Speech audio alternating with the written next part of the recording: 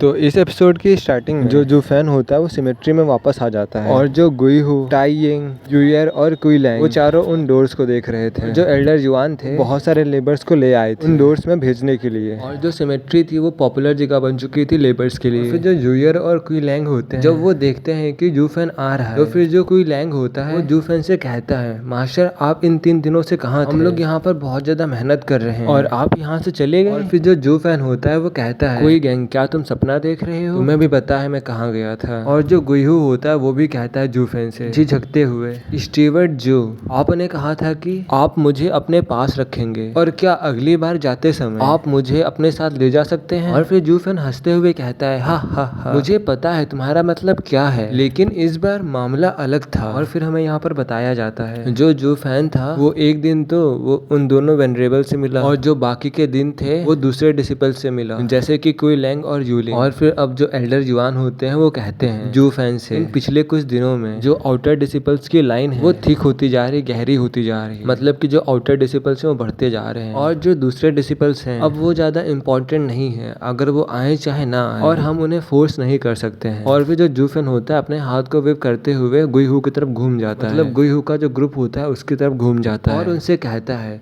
तुम चारों वहाँ खड़े होकर क्या कर रहे हो? तुम लोग अपने स्टेशन पे जाओ और तुम गुइहू हैवी सैवेज एनर्जी को छिपा कर रखो और तुम्हें संयम दिखाने की जरूरत है, और इसीलिए मैंने तुम्हें यहाँ पर सुपरवाइजिंग के लिए रखा है, जिससे कि तुम अपने हेड को ट्रेन कर सको और संयम रखना सीख सको। और फिर वो सभी लोग वापस चले जाते हैं अपनी अपनी पोजीशन में, सिर्फ वहाँ पर एल्डर युआन खड़े होते हैं और ये सब कुछ देखकर हंस रहे होते हैं, मतलब स्माइल कर रहे होते हैं। और जो एल्डर युआन थे वो जानते थे कि जो जू फैन ने कहा था उन चारों के लिए था, बट जू फैन के कहने का मतलब कुछ और था। और फिर जो युआन लाओ होते हैं वो जू फैन से कहते हैं, जो ये यूथ हैं ये सभी मामलों को संभालने में अच्छे होते हैं और ऐसा नहीं है कि मुझे उन पर भरोसा नहीं है, लेकिन डर है कि वे जल्दी करेंगे और आपकी योजना का पर्दाफाश कर देंगे, मुझे पता है।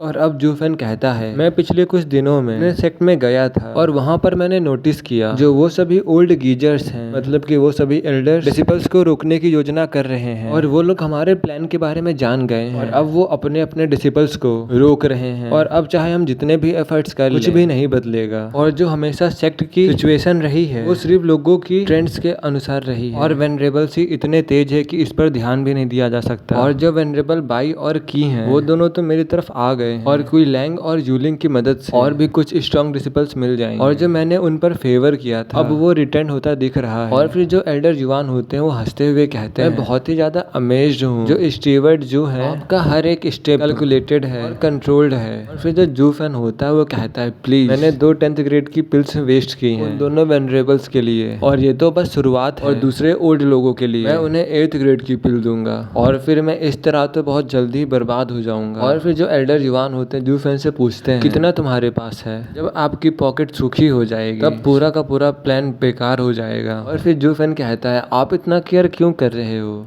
और आपको लगता है कि मैं नहीं जानता आपको यह बताने के बाद कि मैं एक सेक्ट खड़ा कर सकता हूँ। और फिर अगले ही पल जी भैया मुझसे दूसरा सेक्ट खड़ा करने के लिए कहने लगेंगे, आपको क्या लगता है कि मैं एक बेवकूफ तुम्हें मेरी संपत्ति के बारे में बताने से तुम वह सब करोगे जिससे कि मैं वह सब कुछ खर्च कर दूं। और फिर जो एल्डर जुआन होते हैं वो कहते हैं, इसका मतलब है कि आपके पास अभी बहुत संपत्ति है। और फिर जो जू फैन होता है इसके बारे में ज्यादा नहीं सोचता है और वह लंबे समय तक खर्चे उठा सकता है, लेकिन इसका मतलब यह नहीं था कि वो ये सब कुछ चाहता हो। जैसे ही ये प्लान खत्म होगा, मतलब जैसे ही ये प्लान फिनिश होगा और जितनी तेजी से जी भैया के फेवर को वापस करेगा उतनी जल्दी जू फैन फ्री हो पाएगा और जू फैन कभी भी डीमन स्कीमिंग सेक्ट की केयर नहीं करेगा। और फिर जो एल्डर जुआन होते हैं वो जू फैन से कहते हैं, बहुत तेजी से जा रहे हो और बहुत ज्यादा पैसा खर्च कर रहे हो और इसके बदले में तुमको कुछ मिलने वाला भी नहीं है और तुम बहुत ही ज्यादा बैड मूड में होगे, तो इसीलिए मैं तुमको एक सीक्रेट रूमर बताता हूँ, शायद वो तुम्हारी थोड़ी सी हेल्प कर दे। और फिर जो जू फैन होता है वो कहता है, कैसा रूमर और क्या ये जी भैया की गॉसिप है? फिर जो एल्डर जुआन होते हैं वो हंसते हुए कहते हैं, स्टीवर्ट जो प्लीज आप जोक मत करो और मैं यहाँ पर बहुत ज्यादा ऑनेस्ट हूँ और जो ये रूमर्स हैं ये वेस्टर्न लैंड के हैं और सिर्फ इसके बारे में सिर्फ हायर लोगों को पता है, वो लोग इसे बहुत छुपा कर रखते हैं, जबकि इस बात को वो लोग बहुत छुपा कर रखते हैं। और मुझे इसके बारे में जब मैं एल्केमिस्ट का रोल कर रहा था ये सब कुछ सुनने को मिला था। ये सीक्रेट है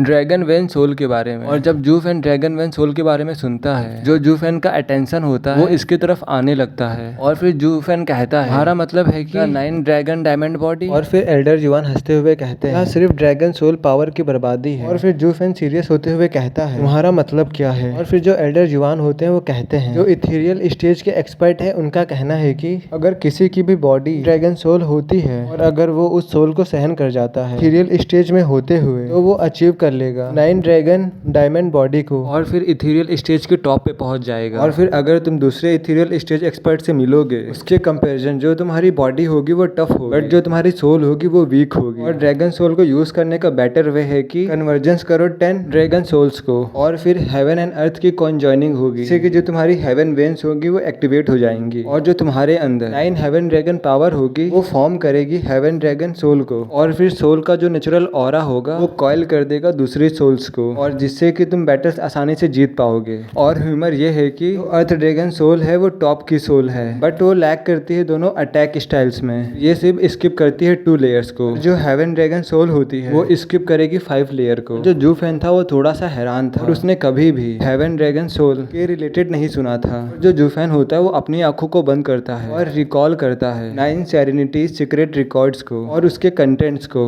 मतलब उस बुक में जो कुछ लिखा होता है उसको याद करने की कोशिश करता है बट उसमें इसके बारे में कुछ भी मेंशन नहीं था। मतलब उस बुक में इसके बारे में कुछ भी लिखा नहीं था और ना ही तो इसके बारे में 9 सेरेनिटीज एम्परर्स को पता था। और यही चीज जू फैन का अटेंशन खींच रही थी। और फिर हमें ड्रैगन सोल के बारे में बताया जाता है जो सेक्रेट डोमेन में ड्रैगन रेस है वहाँ पर ड्रैगन टॉम्ब है जहाँ पर उनकी जनरेशंस गाड़ी गई। मतलब कि ड्रैगन जो है वहाँ पर दफनाए गए हैं और वहाँ पर जो ड्रैगन पावर है वो स्ट्रांग हो जाती है और उसको यूज करके सोल को रिफाइन करते हैं। जो स्ट्रॉन्गेस्ट ड्रैगन होगा वो शेप ले लेगा बट वो जो प्लेस है वो रिस्ट्रिक्टेड एरिया है और वहाँ पर टाइट सिक्योरिटी होती है। अगर वहाँ पर इथेरियल स्टेज के अलावा कोई भी जाता है तो वो वहाँ से जिंदा नहीं आ पाता और इथेरियल स्टेज के पहुँचने के बाद और अगर वो सोल को फॉर्म करने का क्रूशियल चांस खो देते हैं तो इसीलिए ये सोचकर कोई भी उस ड्रैगन सोल को रिफाइन करने के लिए नहीं जाता। और एल्डर जुआन जानते थे कि जो जू फैन है ये सब सुन के पजल हो गया मतलब थोड़ा कंफ्यूज हो गया है। और फिर वो दोबारा से कहना चालू रखते हैं और वो बताते हैं जो 10 ड्रैगन होते हैं वो ओपन करते हैं हेवन को और प्रोवाइड कराते हैं टाइमिंग को इथेरियल स्टेज में इंटर होने के लिए। बट इसमें 9 ड्रैगन डायमंड बॉडी की तरह टफनेस नहीं होती है और ये मैटर भी नहीं करता है क्योंकि इथेरियल स्टेज पे सिर्फ सोल मैटर करती है। और वेस्टर्न लैंड में सिर्फ डबल ड्रैगन सेक्ट में एक्सल्टेड डबल ड्रैगन ही सिर्फ वही ड्रैगन सोल को अचीव करने में मैनेज कर पाया है। और फिर जो जू फैन होता है वो कहता है क्या एक्सल्टेड डबल ड्रैगन। इसको सुनने से ऐसा लगता है कि ये डबल ड्रैगन गैदरिंग से कनेक्टेड है। आज जो ये वाला एपिसोड है यहीं पे खत्म होता है और मैंने आज एकदम डिटेल में एक्सप्लेन किया है क्योंकि